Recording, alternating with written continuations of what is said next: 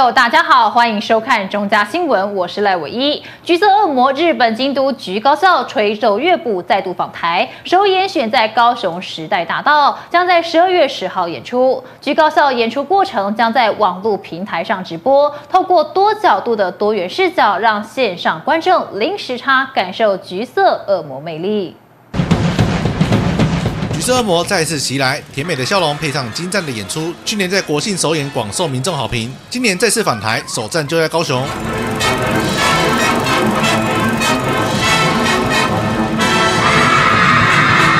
橘色恶魔，日本京都橘高校吹奏乐部，2023年返台首演，12月10日就在时代大道，不用特地北上，高雄民众就可以现场感受橘色旋风的魅力。去年橘高校在台湾。 第一次的首演其实获得非常多的好评所以我们也跟文总合作包括今年的10月的翡翠骑士12月的橘高校都会让他们在南台湾接棒10月翡翠骑士，台日友好持续不间断，这次还会同步网络平台直播，让全台可以一同连线感受橘高校学生们的活力演出。一方面我们的市民可以。 这个见证台日之间的友好那以及欣赏这个橘高校在过去日本连续2年都获得金赏奖的非常高水准的他们的吹奏部的精彩的演出。这次也会安排在地学校做交流，期盼透过台日青年世代深化双边友情，让台日关系更加紧密升温。那我们也会有跟我们高中生大家切磋一下了来进行我们的学生学校的交流那当然也会安排一些他们到高雄轻轨啦、港湾啦这个是标配也会介绍他们高雄的好山好水。 这次橘高校再次来台，首次选在高雄演出。去年的演出大受好评，相信这次也会在港都刮起一股橘色旋风。记者苏安君高雄报道。桃园市议员陈伟业针对宠物友善提出新构想，呼吁市府打造桃园市的首座宠物运动公园，设计宠物友善标章，让市民辨识宠物友善场所，同时跟民间团体合作推动动保观念。 桃园市议员陈伟业针对宠物友善提出新构想，为了落实动物保护跟友善观念，除了积极打造宠物公园，也呼吁市府打造桃园市的首座宠物运动公园。现在政府并没有宠物公园的标准规范，他也列出动保协会推广的6项标准，请市府照这类标准规划。 运动公园在设置的目前法规里面并没有统一的标准嘛，对不对？对，全台其实设置宠物公园原则上是由动保单位那本期有跟我们有个民间的动物的保护的团体，他们有对此有提出6个标准首先第一个就是刚刚局长您有提到，它要有一个大草皮的这个活动区嘛，对吧？那再来呢，它也要有一个依照我们狗狗的体形态来分区，大型犬或是小型犬。再来呢，它也要有一个这个双层的门这个防护措施，第4个呢，他也希望有一个狗便袋的垃圾桶，或者是宠物专区的这个清洗区嘛，那再来，他也需要有一个遮阳处的这个，以及我们这个人工的这个遮雨棚嘛，那在工作报告的时候，本席已经有提出请动保处来研究。那针对刚刚我说的以上这6点标准，局长您的看法呢？原则上我们全县大概全市大概4个，包括平镇高双还有我们龟山大湖还有八德中路这几个有4个地方原则上都有符合这样的标准。当然，未来我们只要新设这个宠物公园，我们尽量都来符合这些的标准。议员同时建议应该设计宠物友善标章，以便市民辨识宠物友善场所，并且希望透过合作关旅局打造桃园市宠物友善地图，吸引市民跟游客探索桃园这个宠物友善城市的点点滴滴。 那本席发现，目前毛小孩常常出游的时候，常常要花费很多时间来寻找可接纳宠物的这个店家那另外针对一般的这些餐厅业者那事实上我们也有去拜访那也希望未来跟经发局一起合作那因为对宠物来讲还是很多餐厅的他们担心说环境卫生的问题那但是我们也希望说逐步来推动我们宠物的友善标章这些场域，谢谢。好，所以我们为了开发这各类型的宠物友善的这个店家嘛，所以本席邀请市府规划新的宠物友善标章这个部分，是不是让这个友善标章可以张贴在店家的门口的显眼的地方，让他们主动跟民间的团体来合作？我们就是有这样的标章哈，所以我们未来都会张贴这样的标章。已经设计规划好了吗？对，已经设计规划好了。那大概什么时候可以正式的推行？就目前就开始在推动了，就开始在推动了嘛。所以我认为呢，我们可以主动的跟各行各业这个宠物友善的店家，经过动保处他们的认证以后，我们张贴到他们的友善标章嘛。那这部分我希望我们可以持续努力的推行，好不好？好，谢谢议员。是。那另外呢，还有一个建议就是，我同时希望我们给关旅局哈，我们也可以进一步打造推动我们桃园市的宠物友善空间这个地图。那这样子的话，我们可以吸引更多毛小孩的旅人来桃园消费。这个部分我们可以来规划吗？也可以，我们可以跟农业局积极配合。目前全市宠物公园增加到21处，预计明年初达成24处。只要有合适公园，市府都会尽力设置。而桃园宠物友善餐厅数有17间，今年市府也和100多家休闲农业区的农场进行沟通辅导纳入，并且持续拜访一般的餐厅业者，预期将达到34家宠物友善餐厅。后续会跟经发局合作，希望逐步推动宠物友善标章场域。记者赖伟一屯报道。台北造起来热闹登场，台北市政府协助店家转型，并且提升竞争力。今年共有14家传统零售以及美食店家参与，建构专属品牌论述，让改造后的店家就是在地景点。从品牌到装潢、产品包装设计，都是生活美学。开业近50年的米谷良行，透过更名、定位与强化特色、擦亮形象，再造空间。台北市政府辅导在地潜力店家，透过创新形态营运模式，联合传统历史与当代创意，激发店家独有魅力。迪化街成功必须要一半的那个功劳给商业处了啊，这是事实。我们是不是给他鼓励一下，好不好？为什么？因为我记得迪化街我想逝者就非常清楚哈，在10多年前的时候，那个南北货一直往下降，对不对？那店租一直往下降。那后来呢，因为造起来之后呢，再加上一些活动举办，尤其那个年货大街或者说其他的那个造起来文创进入之后呢，整个迪化街房租就涨了。然后我想，这个没有关系的哦，因为我想顾问我们最重要的目标就是希望它造成繁荣嘛。那繁荣哪有可能房租不涨的？不可能，这个就是商业处带来非常大的一个成功。那所以我们非常非常的支持我们台北市的造起来。那刚才听了主持人讲了，171家，非常的不简单。感谢您，感谢各位顾问哈，高温大沙岗。我们台北市商业产业联合会，分布在台北市12个行政区里面，我们现在有53个理事长在里面。我们希望是打造一个优质的平台，跟公部门做一个对接。哦，那我们也积极的参与店家造起来。我想这个听你都知道，我们非常支持。那最重要的是，我们希望引进各位的 idea 进入我们的商圈，进入我们的店家，让我们的商圈店家能够比现在更好。疫情之后，我想慢慢在改变当中。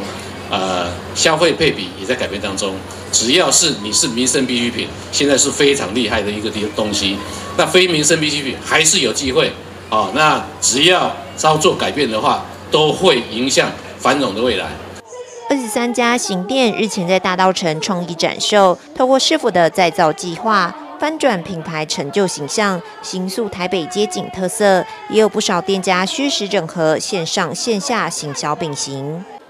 日益丰和，就来到了万华。他们家的特色是每个礼拜都有从产地新鲜直送的米，所以他们家的米是最新鲜的。他们也强调米要吃新鲜的才好吃，所以我们说他们是这个万华老街坊的鲜米仓。那原本叫益丰商号，益丰也一样注册不了商标，所以新的名字叫日益丰和，把益丰2个字包在中间。那我们保留他们很珍惜的这个老的招牌，原来这个新一代接班的夫妻档也曾经在这边开他们的结婚场，我们把老招牌保留下来了，但是整个店面像它在下面原先就是比较凌乱，比较这个有破旧感，但是现在他们的耳目一新，而且把店面这样的传统呢保留下来。我知道在过程中，我们先了解再造的精神是要做什么，接下来在了解过程之后，那我们店家里面的特色跟营造，以及怎么让我们店家里面的整个经营的团队，包含我们的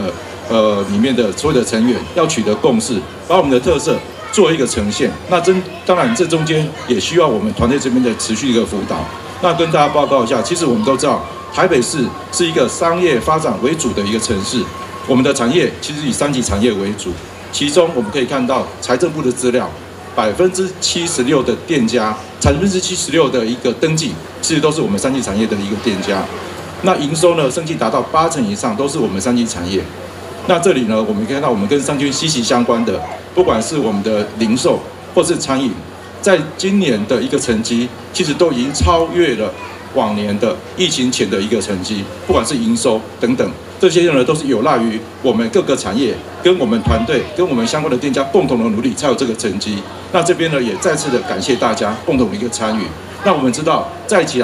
来计划的目的呢，是希望说思考我们这些传统的一个店家，不管是我们的产业的，或者是说我们的美食的也好，那它在整个好的一个产品之外，还需要有更多碰到转型的问题的时候，需要有大家的一个帮忙，所以才有造起来这个计划的一个产生。那也就是我们想要的，从点、线、面串联起来。刚刚提到这些成绩，其实再造是针对点的部分，是最重要中的重中之重。那另外在商圈的辅导呢，我们也透过不同的一个活动，以我们迪化街来讲，其实大家都耳熟能详，已经经过多年来，我们已经打下一个很重要的基础的年货大街。另外，我们也通过补助案，也让商圈营造不同的一个补助的一个成绩，这些都是我们希望来帮忙我们各店家努力的各个方向。以再造的过程，把我们的店家里面怎么把体验这个作为纳进去。以我们迪化街这个，我看了一下资料，我们的麻友的一个古铺李九英，其实它本身有好的一个麻友的一个油品。那我们除了是各个面向的一个辅导之外，特别把这个体验的部分给它融入进去，怎么去打油这个动作，其实就让我们回去小时候，只要厨房这边听到一个声音去打油，那我们就知道要去拿一个油瓶到油店里面去打油，这个都是我们儿时的一个记忆，但是呢，也是我们这边的特色。那未来呢，也这些都是体验型之后呢，那另外也增加更多的一个不同的一个行销类别，这就需要大家共同的努力。那未来呢，我们造起来这个计划也会持续的推动，有赖于大家的一个共同的推动。台北造起来计划至今辅导171个店家，以大稻埕传统老店为起点，逐步扩散至万华区，带动街区发展，改造从城市记忆、人文美感的创意装点和互动设计，彼此串联成有趣的游程，扩散观光效应。新启动，2023台北造起来再造成功，圆满成功。记者翁俊台北报道。圣诞节即将到来，南纺购物中心今年跟 Line Pay 合作，推出 Line Pay 熊大店长圣诞魔法村。在圣诞点灯活动当中，除了安排舞蹈表演、雪花秀等炒热现场气氛外，南纺购物中心董事长侯伯弥更捐赠一辆价值100万元的交通车给德兰启智中心，让圣诞佳节充满爱心。点亮南纺，点亮爱。来配熊大店长圣诞魔法村圣诞树正式启动。台南市长黄伟哲、南纺购物中心董事长侯伯明等贵宾齐聚，共同为南纺13米高的圣诞树点灯，延续周年庆档期与Line Pay合作，打造5公尺高的熊大店长旋转木马，再加上旁边的魔法小镇，吸引不少民众来打卡拍照。今年的耶诞季的第一个点灯，也是最厉害的点灯，真的是让我们非常非常开心。南纺这些年来已经成为台南的第一品牌，也是最好的购物环境。不管在1期或在2期，都是让许多台南的朋友大朋友小朋友，大家能够驻足流连忘返吃吃喝喝逛逛买买，最好的地方。秉持取之于社会、用之于社会的精神，南纺购物中心董事长侯伯明以侯永都基金会的名义捐赠价值100万的交通车给德兰启智中心。侯伯明希望借此抛砖引玉，让偏乡弱势得到照顾。总裁他所属的基金会，所做的这些社会救助，这些工作不是只有捐赠车辆而已，还有非常非常多的这些工作。那只是借由这每年一度的这个圣诞点灯，这个应该是说让我们的活动更添光彩，那也让所有的市民知道，南纺集团在这里68年了。这场点灯活动热闹又温馨，除了有雪花秀，还安排表演艺术团队舞者搭配科技大环表演，将现场民众带进热情的圣诞派对。记者杨胜怀台南报道。2023新北欢乐耶诞城17号举行耶诞开城秀，一起点亮甜蜜之城。由新北市代理市长刘和然跟现场贵宾共同宣布新北欢乐耶诞城正式开城，同步点亮主题耶诞树甜点心以及周边灯区装饰，并且揭晓今年创新裸视3D 光雕投影展演秀的内容，展开一连串精彩的耶诞城系列活动。3、2、1，请启动。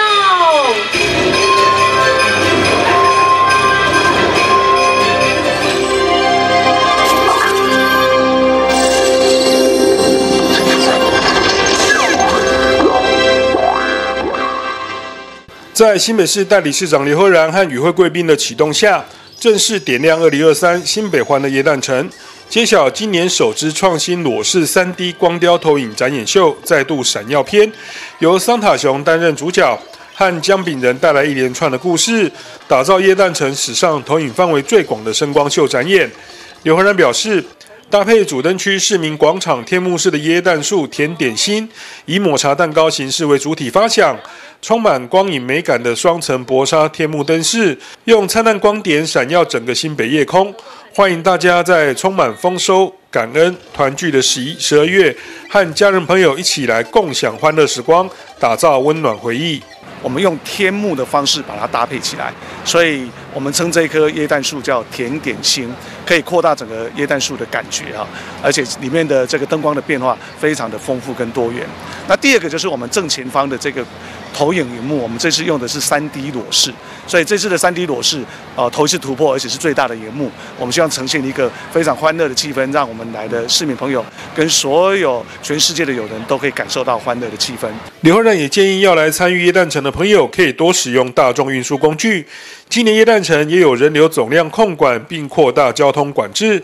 不管是甜点风的站前广场、白烂猫环绕的万平公园，还是府中商圈的可爱姜饼人，都距离捷运站出口很近，邀请大家相约前来拍照打卡。所以第一个还是呼吁跟希望我们所有的好朋友来参观我们的欢乐耶诞城，以搭大众运输工具为原则，因为从我们的捷运站一出来，不管这4个灯区捷运站都很容易就可以到达。那第二个就是我们人潮的控管会很仔细，我们采取这个总量的管制哈，一进一出。可是当达到80以后，我们就暂时只出不进。我想这样的一个设计，无非是让我们的市民朋友可以感受到一个好的一个欣赏的品质啊。管理局表示，今年的耶诞光雕投影展演秀突破限制，将光雕投影范围延伸到大楼上方。从开城起，主灯秀时间是每天下午5点半到晚上12点，每半点整点各一次。晚上10点半以后的场次为无声版，要带给国内外民众全新的视觉震撼，也提供一场高规格的沉浸式体验。记者赵时渊新北采访报道。英国摇滚天团 Coldplay 演唱会吸引众多歌迷参与，狂欢嗨翻天。不过就在演唱会结束之后，居然在捷运月台还有加码的安口秀。原来是桥头站长林周明又开唱了，希望透过歌声欢送歌迷回家。此外，这一次演唱会后的散场，因为有高捷公司跟各单位共同努力，以及歌迷的配合，在88分钟的时间内就快速的疏散完毕。高高捷桥头站长林忠明又出现了，再度拿着麦克风，在高雄捷运试运站的月台上唱起歌来。不论是梁静茹的勇气，还是黄义达的那女孩对我说，都难不倒他。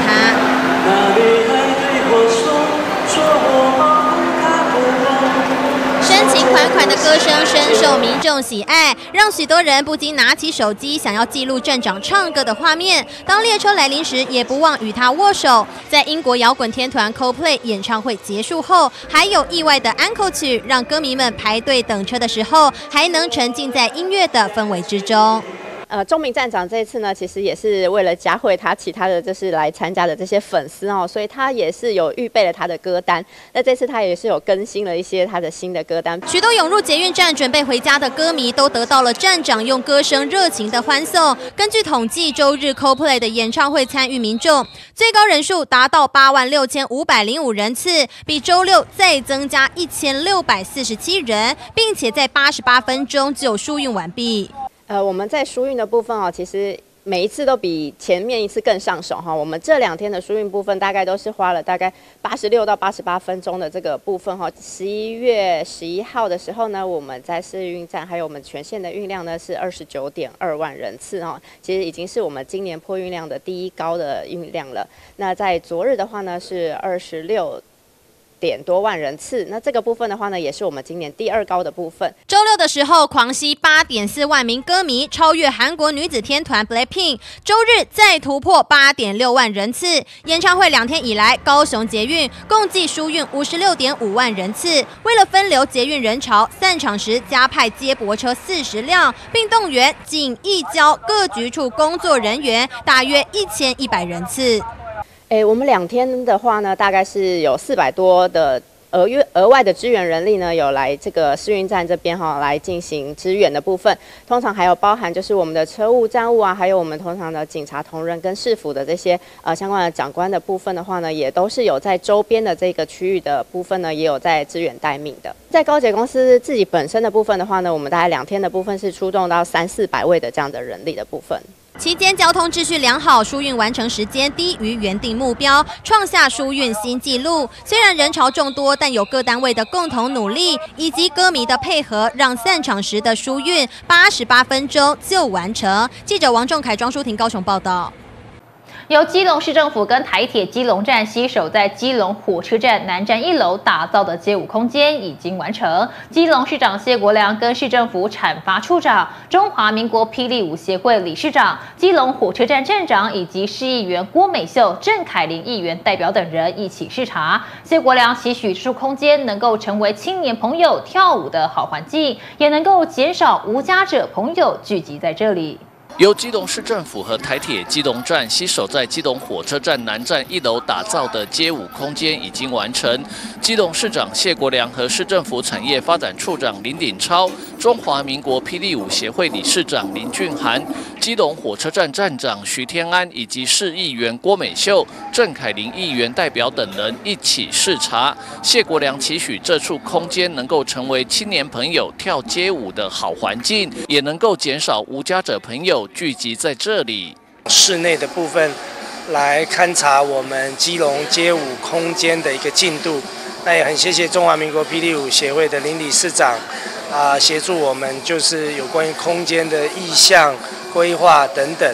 然后一方面也特别谢谢我们郭美秀议员，针对于这个南站的很多无家者给予很多关怀跟协助，来让孩子们练舞跟这些无家者不要有这个冲突的情况。也很谢谢我们台铁的主任然后租借这个场地给我们。那我想大家都知道，长久可以说10几年以来吧，基隆其实都很缺这个青年朋友街舞的空间，因为他们需要宽的镜子，需要雨遮，并且需要有插电，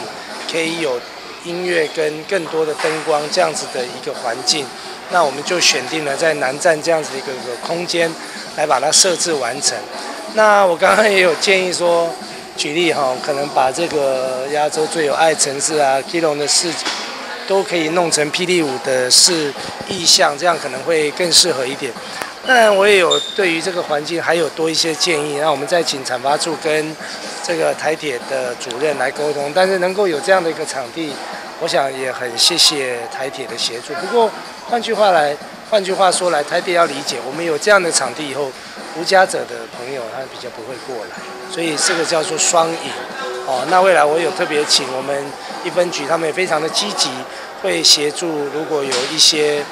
无家者的情况，我们也会进行一些疏导。那有一个社会，包括现在美国一样，都有很多无家者，但我们就是尽量辅导。那这一点，我们那个郭美秀议员他们非常的热心，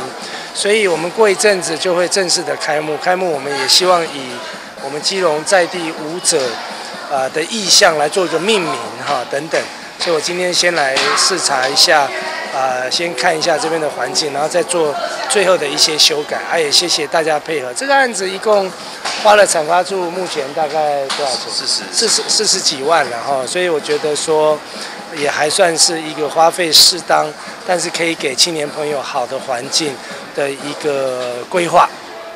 谢国良特别感谢交通部铁路管理局提供场地，再加上中华民国霹雳舞协会的专业建议，以及市政府产业发展处团队的努力，为喜欢街舞的青年朋友们设计并且打造这处完善友善的场域，跟市政府共同营造基隆街舞文化发展的重点区域。记者吴俊松基隆报道。2024年台南市消防阅历以及形象影片正式发表，以城市英雄重新出发命名，向外界展示消防员强健的体魄跟坚强的毅力，并且让民众认识守护城市安全的消防英雄。预防火灾、抢救灾害、紧急救护是我们的3大工作任务。画面中，消防人员穿戴专业设备，赶到现场救出受困民众。这是台南市消防局2024年的消防阅历形象影片，展现出消防员执勤时不同的样貌。大家可以看到台南市的消防阅历的主要特点就是不卖肌肉，但是卖我们的技能。因为我们的消防技能、救灾技能、抢险技能都是6都非常杰出的。今年的台南消防阅历从不同的紧急现场与专业领域去呈现，包含地震、水域救援和防火宣导。在发表会现场，还特别示范垂直吊挂救援以及搜救犬各式消防车，展示台南市的消防实力。那我们在去年到现在，到今年的9月30日。为止，我们火灾的发生率是最低的，火灾的伤亡率也是最低的。那最近10年来也都没有消防弟兄姐妹因而这个失去宝贵的生命。我们要维持这个好的传统，而且要努力下去，精进我们的训练，精进我们的设备，能够对于市民朋友们提供更安全的保障。在会中，市长黄伟哲也颁发感谢状给支持消防阅历制作的企业团体。城市英雄重新出发，消防阅历总共印制12000份，只送不卖。喜欢的市民只要参加台南市消防局办理的防火宣导活动，就能拿到。记者杨胜怀台南报道。桃园芦竹户政事务所在今年10月份更新结婚拍照专区，以浪漫轻旅游为灵感，打造手绘风机场捷运车厢，窗外还画出了芦竹的特色景点，希望新人能搭乘芦竹幸福号，展开人生下一个阶段的旅程，吸引许多新人抢拍。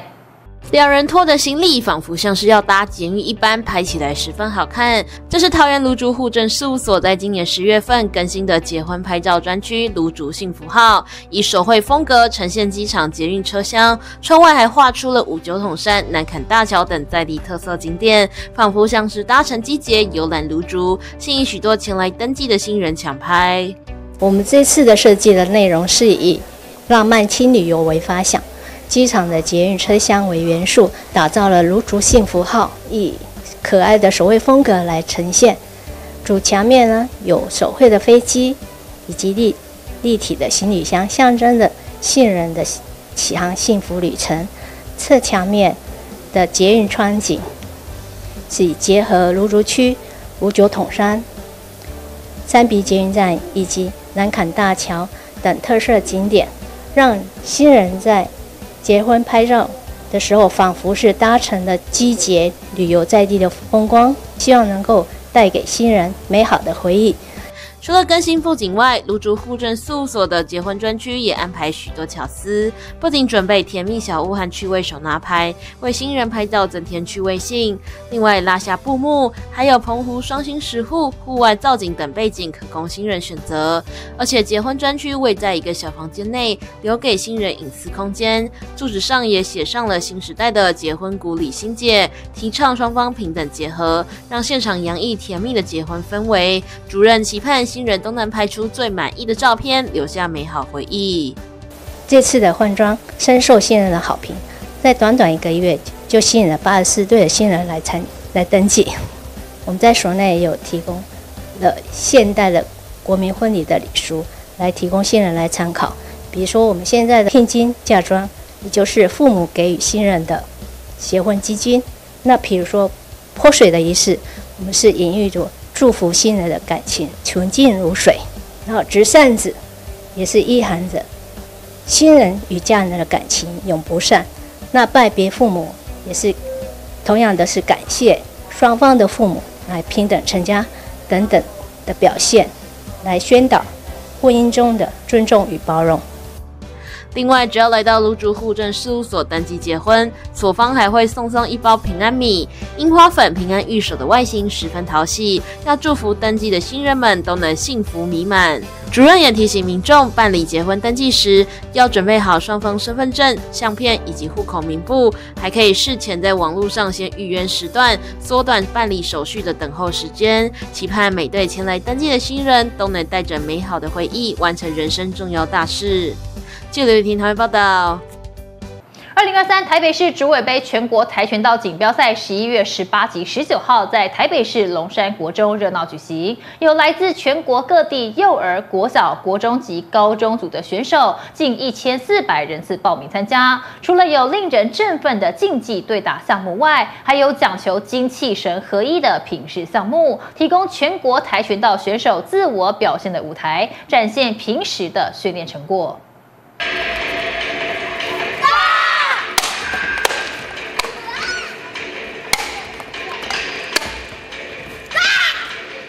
龙山国中跆拳道队充满力与美的精彩演出，博得现场热烈掌声，也为比赛揭开序幕。2023台北市竹尾杯全国跆拳道锦标赛盛大举办。今年比赛虽然遇上台北市多所学校校庆典礼，但报名人数与去年相较不减反增。现场除了有令人振奋的竞技对打项目外，还有讲求精气神合一的品试项目，相当具有看头。我们今年总共参加队伍有80几个单位，那总人数有到达1300多位。那这次的主要的特点就是，因为我们在我们台北市跆拳道委员会在台北市的深耕，就在基层的方面做一个深耕。我们这2年的办比赛，我们都针对大众的比赛，让小朋友都能够来参与跆拳道的竞技，然后透过这个竞技的运动来认识更多的朋友，来增进他们的学习。那这次的比赛，我们还特别准备了很多的小礼品，有跆拳道的包包，有跆拳道的吊饰，那也来鼓励孩子积极来参与比赛。在这个疫情结束之后，大家都一起出来运动。因为我们跆拳道项目除了对练之外，我们现在还有品质的部分。那品质的部分现在也有进入到亚运的项目。那其实品质对跆拳道的选手来讲，也是一个很好的自我的锻炼。那其实我们今年的特别也有邀请龙山国中，它是我们台北市国中端这边非常优秀的学校，那也特别请他们来参与比赛，也来做表演。那他们表演当中也去展示，也让这些年轻的小朋友去看，那知道说品质一流的水准啊，这个阶段好的选手的表现，那怎么打，那也来增进他们的一些对比赛的经验啊，跟对选手的认知。我们这次比赛的小朋友他们获奖了以后啊，其实我们在这个是比较基层的比赛，其实我们还针对台北市的选拔，那我们委员会都特别还有颁发奖励金，或是一个补助，或是一个奖金的部分给他们。那对他们的一些支持上面，我们也会特别有一些特别优秀的选手，我们有特别有一些专案的部分来对他们有一些帮助。那其实我们不光是选手的部分，我们还针对教练的研习以及教练的奖励制度，我们也会订定一些方法来实际鼓励教练跟培养教练。比赛第一天为品试赛，选手们都努力完成跆拳道基本动作的防御和攻击技巧，展现他们平日的训练成果。而学习跆拳道不仅可以保护自己，更可以锻炼出孩子们稳重自信的性格，增加他们的自信心及独立性。今天有没有信心？有。想拿第几名？第一名。其实他学跆拳道不是我要求他的，是他自己要来学。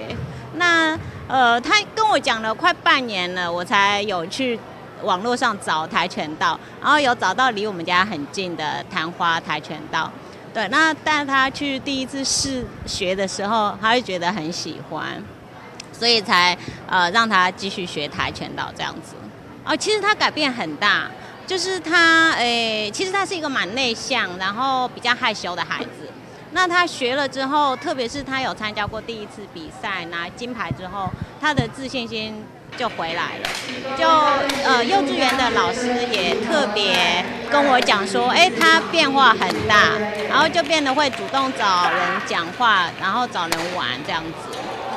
他学跆拳道辛不辛苦啊？你有没有就是不辛苦？你觉得好玩吗？好玩。他之前在香港学的时候，其实是他的那个教练是韩国人，然后那个时候他开始喜欢是因为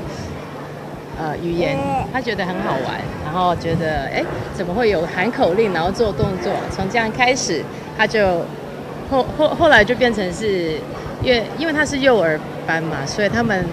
比较注重体能。会担心他受伤，就是妈妈的心态一定会担心，所以他每一堂课我都会去，都会看着他。然后，但是他很勇敢。参加过2022亚洲锦标赛，然后男子团体第3名。那这一次表演，那有什么感觉？就是参加这个开幕表演，很开心可以帮这个比赛开幕，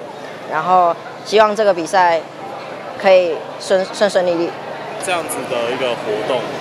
看到现场这么多人来，感觉怎么样？我的感觉很兴奋，然后很期待，想要把这几天下来排表演最好的成果展现给大家。主办单位希望透过举办竞赛提升运动风气，也让选手透过参与比赛培养自信、纪律及健康生活方式，并推广传承跆拳道，让台湾跆拳道能够在国际体坛上继续发光发热。记者林启慧台北报道。轻轨即将在年底成员，预计明年元旦后试营运。该如何吸引更多人的搭乘意愿？市府推出免费搭乘方案，还举办前进校园活动，期盼能增加吸引人潮搭乘。不只是市府在努力，高雄市的议员跟里长们也提出各种建议，为轻轨未来真正通车做事先的准备。轻轨成员的话题持续延烧，再加上距离试营运的日子愈来愈接近，该怎么做才能吸引更多人前往搭乘呢？高水府捷运工程局不但推出试营运期间免费搭乘，还举办了前进校园的活动。知道我们轻轨即将在年底通车成员了，那所以我们也有陆续有一些活动，比如说我们有前进校园的活动。那沿线我们轻轨沿线有很多国小、国中甚至高中的一些学校，我们这边就透过前进校园的这样子的活动，让年轻的学子知道未来可以搭乘轻轨，可以满足所有相关就学的这样的一个需求。不只是府举办活动，高雄市三民区湾子里方向明里长更结合附近的里长们，期盼能将商圈与轻轨站做结合，提升民众搭乘轻轨的意愿。我们后续我们其他的3、4位的往那来的里长，我们也共同的一起讨论了未来我们顶山街结合顶山街的一个商圈。我们的标线型人行道还要再继续做一个延伸，把整个商圈跟我们的轻轨站做一个结合，让搭乘轻轨的人来到我们的湾拉来的时候，我们要去妈祖庙拜拜，我们要去顶山街吃一个小吃，我们就知道整个的动线，行人该怎么走，一个友善的人行空间。我觉得这样搭配之下，未来可能也会有助于那个轻轨的运率的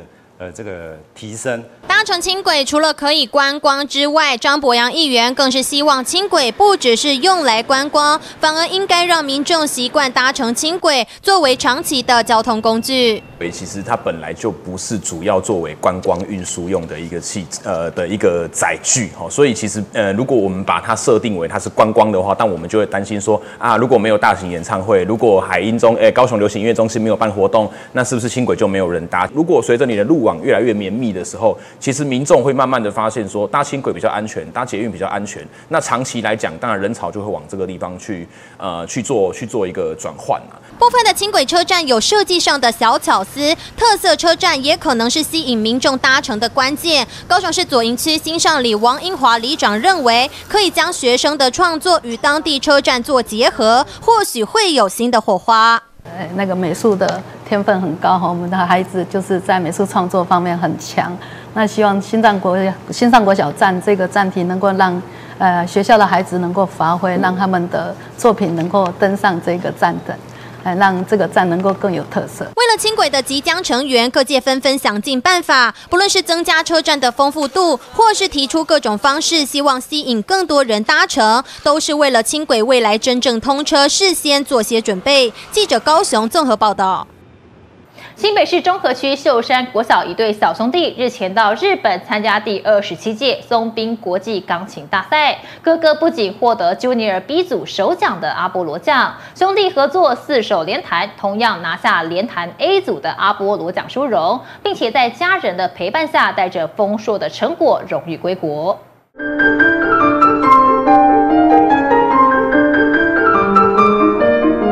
第27届滨松皮亚拉国际钢琴大赛已有20年的历史。日前就读中和区寿山国小的林希成及林希平兄弟俩，在家长的用心规划下，获得 Junior B 组首奖的阿波罗奖。兄弟合作的4手联弹，也同样获得组别的阿波罗奖殊荣。这一次非常幸运哦，得到日本比赛，然后拿到了一个阿波罗奖。无论是4手联弹或者是独奏，都得到了阿波罗奖。那这一次在台湾的选拔呢，其实是我们的钢琴老师周永乐老师鼓励我们报名，想说2兄弟呢有这个机会呢，经过舞台的历练，好好的准备比赛。那藉由这个过程呢，也可以有很多的历练跟进步。那没想到就这么幸运晋级日本的总决赛。那到了日本以后呢，看了各国的好手们真的是很大的冲击哈。无论是对小孩来说，还是对我们家长来讲，都觉得哇，原来世界上有那么多的家长跟孩子们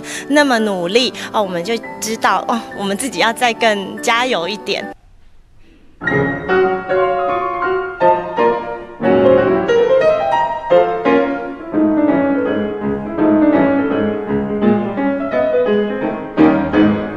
练琴不只需要融会贯通，沉浸在音乐的世界，自我的要求、定期定时的练习也非常重要。比赛前夕，家长黄立池也到日本为孩子们找好练琴室，打点好练琴时段，让孩子站在舞台前，不用担心到异地比赛的各种影响。他们钢琴老师也是一个非常认真的老师，就是他们去日本比赛的时候，刚好老师去意大利带学生去意大利一个钢琴的音乐节，可是老师。据我所了解，就是这位周永乐老师，他除了就是在他们比赛期间会视讯帮他们上课，好像还有另外在聘请一个算是钢琴的大师，好像李云阳钢琴家也是